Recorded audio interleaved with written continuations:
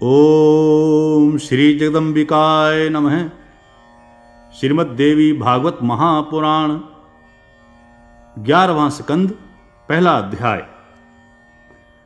नारद जी ने कहा, भगवान, आपने भगवती जगदम्बा के परम आश्चर्यजनक उत्तम चरित्र का वर्णन किया है। प्रभो, जिससे भगवती प्रसन्न होकर सदा अपने भक्तों की रक्षा करती है, अब मैं वह सदाचार सुनना चाहता हूँ, बताने की कृपा कीजिए।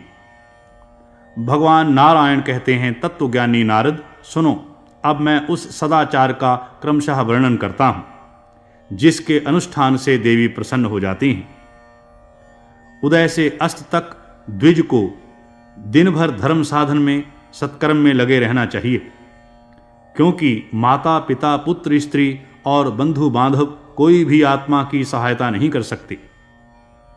केवल एक धर्म ही सहायक रूप में साथ देता है। धर्ममय आचार महान दीपक का रूप धारण करके मुक्ति का मार्ग दिखलाता है। कर्म से ज्ञान की वृद्धि होती है, यह मनुष्य वाक्य है। श्रुति और स्मृति ये दो नेत्र हैं।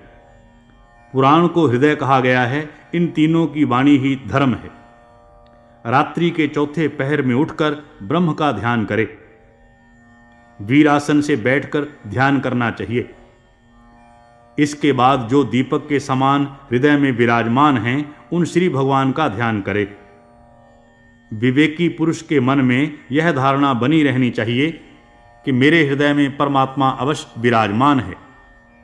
भगवान नारायण कहते हैं, नारद, वेद अपने 6 अंगों सहित भी क्यों न अध्ययन किए गए हों, आचारहीन व्यक्ति को वे पवित्र नहीं कर सकते। गायत्री जप के समान श्रेष्ठ कार्य इस लोक अथवा परलोक में दूसरा कुछ नहीं है। उच्चारण करने वाले की यह रक्षा करती है, इसलिए इसका नाम गायत्री पड़ा है। प्रवण और 3 व्याहृतियां इसके साथ सदा रहनी चाहिए। ब्राह्मण प्राणायाम के समय प्राण, अपान और समान इन 3 वायुओं को संयम में रखे। वह श्रुति संपन्न होकर अपने धर्म पालन में निरत रहते हुए निरंतर वैदिक मंत्र का जप करे। सगर्भ गायत्री मंत्र का जप करना चाहिए। केवल ध्यान के समय अगर्भ का प्रयोग किया जाता है। रुद्राक्ष का बड़ा महात्म्य है, जो अपने कंठ में 32, मस्तक पर 40, दोनों कानों पर 6, दोनों हाथों में 12, दोनों भुजाओं में 16, शिखा में 1 तथा वक्षस्थल पर 108 रुद्राक्षों को धारण करता है। वह स्वयं भगवान नीलकंठ समझा जाता है। अहो, रुद्राक्ष की कितनी महिमा है, इसका मैं वर्णन नहीं कर सकता। अतएव सम्यक प्रकार से प्रयत्न करके रुद्राक्ष की माला धारण करनी चाहिए। नारद जी ने कहा, अनघ, रुद्राक्ष सबसे श्रेष्ठ माना जाता है, इसका क्या कारण है, सो बताने की कृपा कीजिए। तो भगवान बोले, मुने, प्राचीन समय की बात है। यही विषय स्वामी कार्तिकेय ने भगवान शंकर से पूछा था। उन्होंने उनके प्रति जो कुछ कहा था वही मैं तुमसे कहता हूं, सुनो। स्वामी कार्तिकेय के पूछने पर भगवान शंकर ने कहा, खड़ानन, मैं तत्वपूर्वक संक्षेप रूप से तुम्हारे प्रश्न का समाधान करता हूं, सुनो। बहुत पहले की बात है। त्रिपुर नामक एक दैत्य था। उसके द्वारा ब्रह्मा, विष्णु आदि समस्त देवता महान कष्ट पा रहे थे। तब सब लोगों ने मुझसे प्रार्थना की। मैंने त्रिपुर का वध और देवताओं का उद्धार करने के लिए उसी अपने अघोर संज्ञक अस्त्र का चिंतन किया। बहुत समय तक मेरी आंखें मूंदी रहीं। तत्पश्चात मेरे नेत्रों से कुछ जल की बूंदें पृथ्वी पर पड़ गईं। उन्हीं अश्रु बिंदुओं से महान रुद्राक्ष वृक्ष उत्पन्न हो गए। मेरी आज्ञा से समस्त देवताओं के कल्याणार्थ उन्हीं वृक्षों से 38 प्रकार के रुद्राक्ष फल रूप में प्रकट हुए। कपिल वर्ण वाले 12 प्रकार के रुद्राक्षों की सूर्य के नेत्रों से, श्वेत वर्ण के 16 प्रकार के रुद्राक्षों की चंद्रमा के नेत्रों से तथा कृष्ण वर्ण वाले 10 प्रकार के रुद्राक्षों की अग्नि के नेत्रों से उत्पत्ति मानी जाती है। ये ही इनके 38 भेद हैं। श्वेत वर्ण वाला रुद्राक्ष जाति से ब्राह्मण, रक्त वर्ण वाला क्षत्रिय, मिले हुए रंग वाला वैश्य, तथा कृष्ण वर्ण वाला शूद्र कहा जाता है। मुने रुद्राक्ष धारण करने वाला पुरुष सदा देवताओं से सुपूजित होता है। उसे अंत में परम गति प्राप्त होती है। 108 रुद्राक्षों की अथवा 50 एवं 27 दानों की माला बनाकर उसे धारण करे अथवा जप करे तो उसके द्वारा अनंत फल मिलता है। यदि पुरुष 108 रुद्राक्षों की माला धारण करता है तो उसे प्रत्येक क्षण में अश्वमेध यज्ञ के फल की प्राप्ति होती है। दूसरा अध्याय। भगवान नारायण कहते हैं, नारद, भिन्न पाद वाली गायत्री ब्रह्म हत्या का शमन करती है। अभिन्न पाद वाली गायत्री का जप किया जाए तो पुरुष पाप का भागी बन जाता है।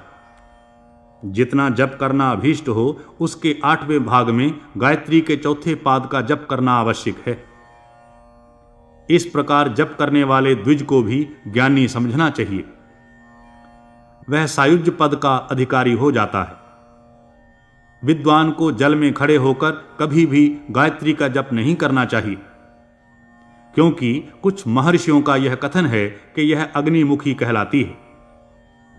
संध्या कम समाप्त करके स्वयं अग्निहोत्र भी करे। होम करने के पश्चात सावधान होकर 5 देवताओं की पूजा करनी चाहिए। वे 5 देवता हैं भगवती शिवा, शंकर, गणेश, सूर्य और विष्णु। पुरुष सूक्त, व्याहृति, मूल मंत्र अथवा श्रीश्चते इस मंत्र से पूजा की जा सकती है। मंडल के मध्य भाग में भवानी की पूजा होनी चाहिए। ईशान कोण में माधव की, अग्नि कोण में गिरिजापति शंकर की, नैऋत्य कोण में गणेश की और वायव्य कोण में सूर्य की क्रमशः स्थापना करके पूजा करे। 16 प्रकार के उपचारों से 16 ऋचाओं का पाठ करके मनुष्य इन देवताओं को वस्तुएं अर्पण करे। सर्वप्रथम देवी की पूजा करके क्रमशः अन्य देवताओं का पूजन करना चाहिए। कारण देवी की पूजा से बढ़कर पुण्य कहीं भी दिखाई नहीं देता। इसीलिए संध्याओं में संध्या की उपासना की जाती है। अक्षत से भगवान विष्णु की, तुलसी से गणेश की, दुर्वा से दुर्गा की और केत की पुष्प से शंकर की पूजा नहीं करनी चाहिए। मालती, चमेली, कुटज, पनस, किंशुक, कुंद, लोध, करवीर, शिंशुपा, अपराजिता, अगस्त, मंदार, सिंधुबार, पलास, दुर्वा, बिल्वपत्र, कुश की मंजरी, शल्य की, माधवी, मंदार का पुष्प, केतकी, कचनार, कदम्ब, नागकेसर, चंपा, जूही और तगर आदि पुष्प भगवती को अत्यंत प्रिय हैं। गुग्गुल से भवानी के लिए धूप और तिल के तेल से दीपक प्रज्वलित करना चाहिए। इस प्रकार देवी की पूजा करके मूल मंत्र का जप करे। बुद्ध जन यूं पूजा समाप्त करने के बाद ही वेद के अध्ययन में तत्पर हों। तीसरा अध्याय। नारद जी ने कहा, करुणानिधे, अब आप गायत्री की शांति के प्रयोगों का संक्षेप रूप से वर्णन कीजिए। भगवान नारायण कहते हैं, नारद, तुमने यह बड़ा ही गोप्य विषय पूछा है। द्विज को चाहिए दूध वाली समिधाओं से 1000 गायत्री का जप करके हवन करे। वे समिधाएं शमी की हों। इससे भौतिक रोग और ग्रह शांत हो जाते हैं। अथवा संपूर्ण भौतिक रोगों की शांति के लिए द्विज क्षीर वाले वृक्ष अर्थात पीपल, गूलर, पाकड़ एवं बट की समिधाओं से हवन करे। जप और होम के पश्चात हाथ में जल लेकर उससे सूर्य का तर्पण करे। इससे शांति प्राप्त होती है। जानु पर्यंत जल में रहकर गायत्री का जप करके पुरुष संपूर्ण दोषों को शांत कर सकता है। कंठ पर्यंत जल में जप करने से प्राणांतकारी भय दूर हो जाता है। सभी प्रकार की शांति के लिए जल में डूबकर गायत्री का जप करना चाहिए, ऐसा कहा गया है। सुवर्ण, चांदी, तांबा, मिट्टी अथवा किसी दूध वाले काष्ठ के पात्र में रखे हुए पंचगव्य द्वारा प्रज्वलित अग्नि में क्षीर वाले वृक्ष की समिधाओं से 1000 गायत्री का मंत्र उच्चारण करके हवन करे।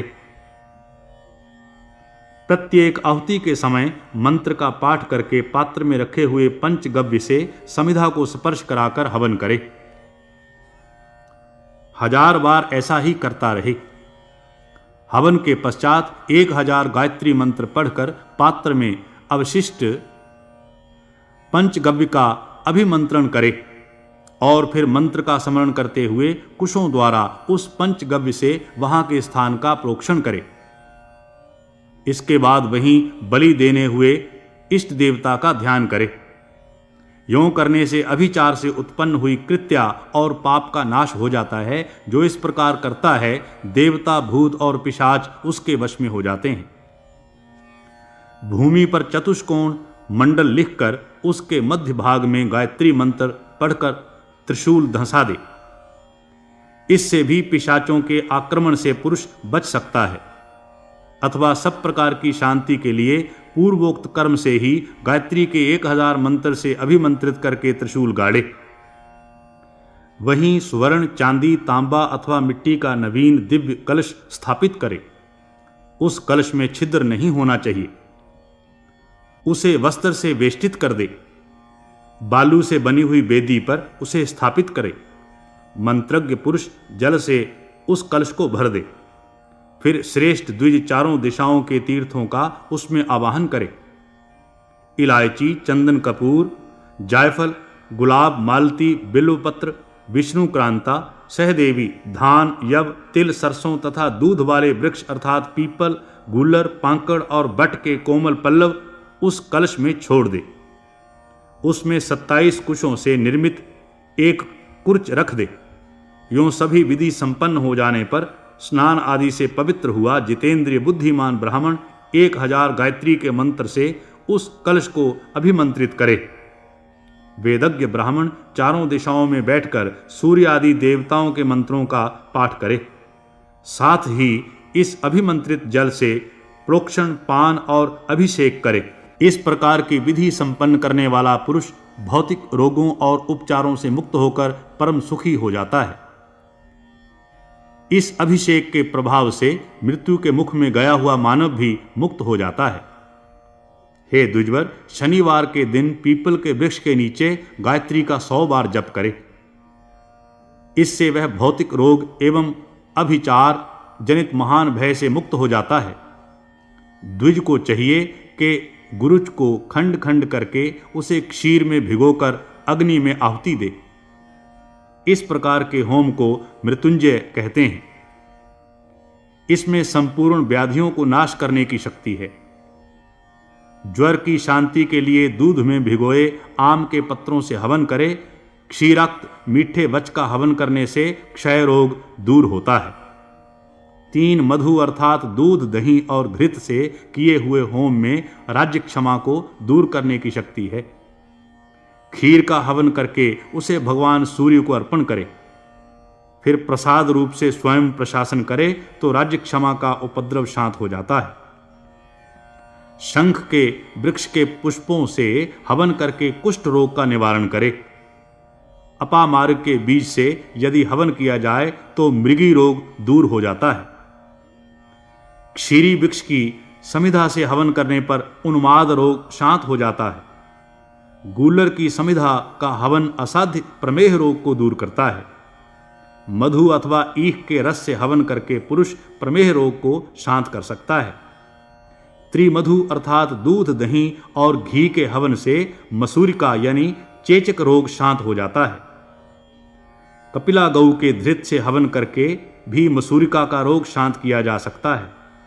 गूलर, वट और पीपल की समिधाओं से हवन करके गऊ, घोड़े और हाथी के रोग को दूर करे। बिजली गिरने और भूकंप आदि के लक्षित होने पर जंगली बैंत की समिधा से 7 दिनों तक हवन करे। ऐसा करने से राष्ट्र में राज्य सुख विद्यमान रहता है। गायत्री का जप करके कुश से स्पर्श करता हुआ पुरुष भौतिक रोग और विष आदि के भय से रोगों को मुक्त कर देता है। अभिमंत्रित जल का पान करके भूत, प्रेत आदि के उपद्रवों से मनुष्य मुक्त हो जाते हैं। भूत आदि के उपद्रव को शांत करने के लिए गायत्री मंत्र का 100 बार उच्चारण करके अभिमंत्रित किए हुए भस्म को सिर पर धारण करे। यदि स्वयं ऐसा करने में अशक्त हो तो दक्षिणा देकर ब्राह्मण द्वारा करवाने की चेष्टा करे। तदनंतर पुष्टि, श्री और लक्ष्मी की प्राप्ति के लिए द्विज को चाहिए कि पुष्पों की आहुति दे। लक्ष्मी चाहने वाला पुरुष लाल पुष्पों से हवन करे, इससे उसे लक्ष्मी प्राप्त हो जाती है। 1 सप्ताह तक लाल कमल की 100 आहुति देने पर स्वर्ण की प्राप्ति होती है। गायत्री मंत्र का उच्चारण करके सूर्य का तर्पण करने से जल में छिपा हुआ सोना पुरुष प्राप्त कर लेता है। केवल दूध पीकर गायत्री का जप करता रहे, इससे 1 सप्ताह में वह मृत्यु पर विजय प्राप्त कर लेता है। यदि मौन रहकर बिना कुछ खाए पिए जप करे तो 3 रात में यम के पाश से मुक्त हो जाता है। आयु, आरोग्यता और लक्ष्मी चाहने वाले को 3 महीने तक जप करना चाहिए।